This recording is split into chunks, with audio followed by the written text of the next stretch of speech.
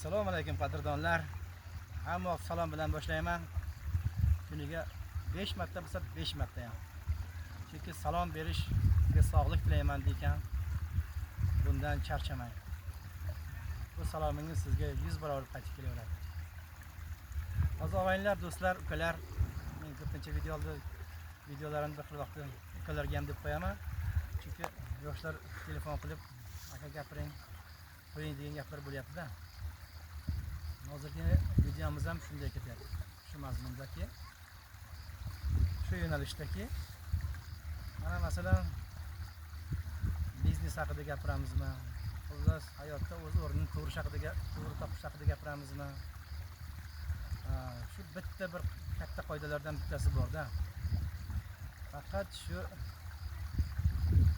nima desam, мнение deydi-ku, tafakkurimizni deymizmi? Dunyo qarashimizdimi? Faqat to'g'ri tashkil qilishimiz kerak.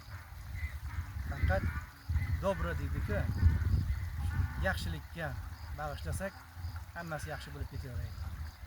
Chunki urab turgan auramiz shunga bog'liqda. Yaxshi aura urab turish uchun biz o'zimiz yaxshi bo'lib berishimiz kerak. Ana keyin boshqasi davom etaveradi. Shunga o'z tabiat qo'ynida o'tirib gapirsa gap ko'p. Lekin hozir shuni gapirib qo'yaman, buni qolganini keyingi videomda davom ettirmoqchiman.